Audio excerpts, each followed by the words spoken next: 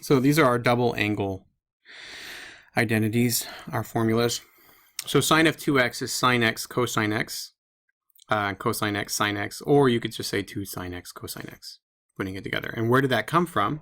This is our sum or difference. So if we have sine of 2x, this is the same as sine of x plus x. So you don't really have to know all of the identities. If you just remember the basic Pythagorean identities and the sum and difference, this would then become sine x cosine x plus cosine x sine x, which is, there it is, 2 sine x cosine x, because there's two of them. See, it's sine x cosine x, that's also sine x cosine x, so we get 2 sine x cosine x.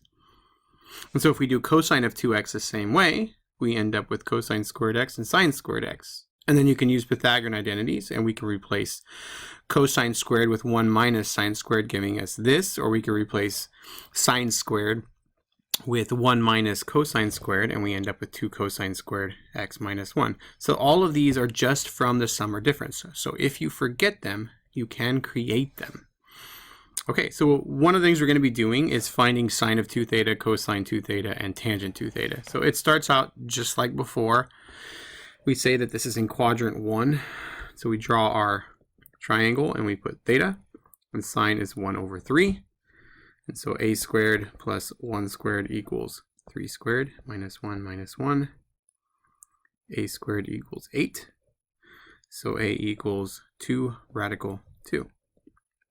And then we can find all the trig ratios. So sine is 1 over 3. So cosecant is 3 over 1, which is 3. Cosine then would be 2 rad 2 over 3. And then reciprocal would be 3, 2 rad 2. And then rationalize. So it's 3 rad 2 over 4. Tangent theta then is 1 over 2 rad 2. Rationalize, which is rad 2 over 4. And then flipping it, we just get 2 rad 2 for cotangent. And so now we can find all of the others. So sine of 2 theta, we already now know it's any of these. It's 2 sine theta cosine theta. And all I'm doing is replacing the x with theta. So if that's in theta, we put theta there. If that's an x, we put an x. If it's an a, we put an a, and so on. And we go up and grab them. So sine theta is 1/3. Cosine theta is 2 rad 2 over 3. So this puts this all together. This is 2 times 1 times 2. So 4 radical 2 over 9. And then we do the same thing with cosine of 2 theta. And you pick the one you like. So which one do you want to use? It doesn't really matter. Let's stick with the 2 cosine squared. Like that. And so cosine is 2 rad 2. And you then go back and go, you know what? I don't want to plug in radical 2. So which one is nice? 1/3. So let's do the sine. 1 minus 2. Oops, let's write it out first. Sine squared theta. So it's 1 minus 2. And then sine squared would be 1/3 squared. It's 1 minus 2 times 1/9, which is 1 minus 2/9, which is 7/9.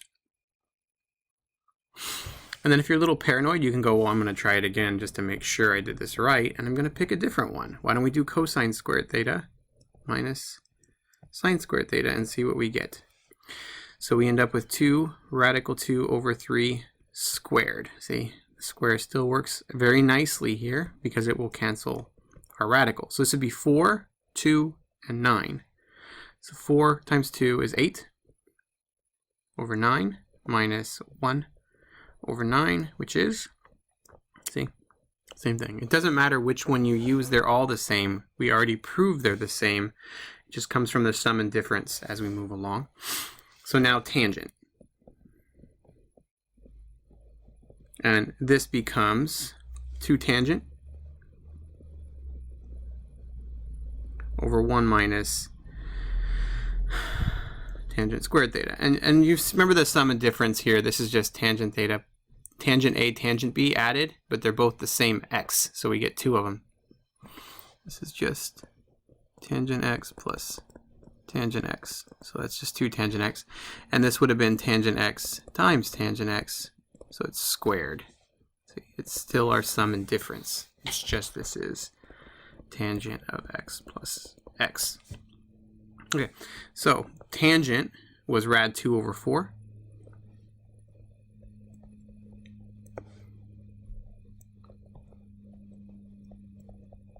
Plugging them in, we end up with rad 2 over 2.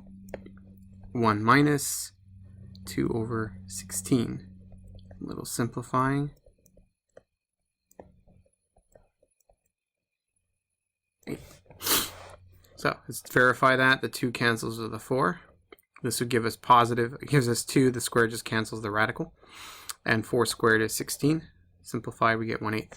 And this is our complex fraction just like before. So our common denominator here is 8. And like I said, you can place a little 8 over there because we know we're going to distribute. So 8 and the 4, 2 cancels, gives us 4. So we get 4 radical 2. And then 8 minus 1. This is 4 radical 2 all over 7. And that's how you deal with tangents. So checking this with our calculator. Inverse sine of 1/3. So remember that's our ratio. That gives us our angle. So this is our theta. Our theta here is 19.4712. That's the angle that would give us a 1/3 ratio. So if we double that angle, we get this. There's our answer for sine. Same answer. Doubling the angle for tangent gives us this, and same answer.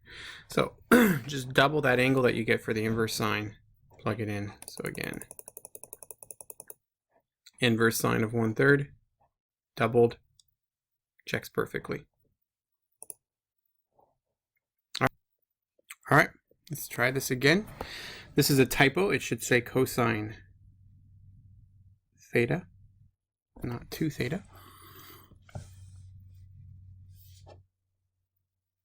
So we're going to do the same thing again now with cosine. Quadrant 3 though this time. So we're over here. So if we pick this right here, this should say -4. A lot of typo on this one. So this is -4 over 5.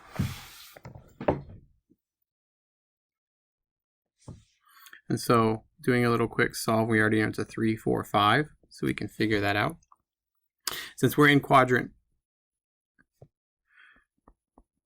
3, we know that our sine is negative, cosine is negative. The only one who will be positive is tangent, because negative divided by negative is positive. So our sine theta then would be -3/5, and cosecant would be -5/3. Cosine we already know is -4/5, so -5/4. And tangent will be 3/4, and cotangent is 4/3. So now we can find sine 2 theta. So if we go back, our sine of 2x is equal to 2 sine x cosine x. So we write that. Sine of 2 theta is equal to sine theta cosine theta with a 2. And remember, this is our sum and difference. This is a double angle, but it came from a sum and difference. All right, so sine is -3/5. Cosine is -4/5. So multiplying all this together, that's 12 times 2, positive 24 over 25. And we get a positive 24 over 25. So you may be asking yourself, how is it positive? If cosine was negative, why is our sine here positive? And it's because we doubled the angle. So if you think about it, we went from here to here for theta. So if we double that, we're going to do the same thing. We've got to go 180 degrees plus a little bit more, our reference theta hat. So if we do that, we do another 180 degrees, it would be here, plus another theta hat. We'd be like right in here somewhere or here. Basically, we are in quadrant 1 and quadrant 2. In quadrant 1 or quadrant 2. depending on where our theta is. We can actually do an inverse cosine and find out what that is to give us our angle, but we don't need to. Let's change that to a green, like that. Right here or here, somewhere in there, but it's quadrant 1, quadrant 2. Sine of 2 theta is positive. So we get 24 over 25. All right, the next page are yours. So you're going to try it now, and I want you to find all of them. Sine 2 theta, cosine 2 theta, tangent 2 theta, cosecant 2 theta. That might be a little bit tricky, but just think about it. What is the reciprocal of cosecant?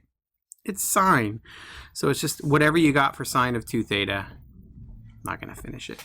So I want you to take your cosine theta 1 over 5, find all your 6 trig ratios, and then plug them in. This is mainly for practice. So hit pause now and try it. Okay, so here's what we should have for your answer. Should have got a negative 2 rad 6 for your B. Since we're in quadrant 4, the only one that's going to be positive here is cosine and its reciprocal secant.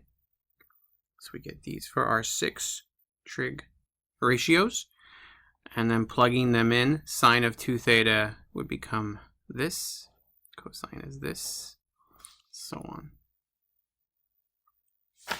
So check your work real quick. You can hit pause to do that. And then if you should have also checked with your calculator. So to do that, inverse cosine of 1/5 is this, but putting it in quadrant 4, we would just make it negative, because remember that between 0 and negative 9. And then doubling it, so we're just going to check tangent here. Doubling that angle would give us this and this. Because if you double it, you're now putting yourself in quadrant 3. That's why tangent is positive. And you can tell what quadrant you're in because of the sign. So sine of 2 theta is negative. Cosine 2 theta is negative. But tangent is positive. So we have negative, negative, positive. What quadrant is that? So all students take calculus. We are in quadrant 3 with a double angle. And if you think about it, negative 78 times 2. So if we take that angle and we double it, it's negative 156. That's quadrant 3. All right. So I hope this was informative. Thank you.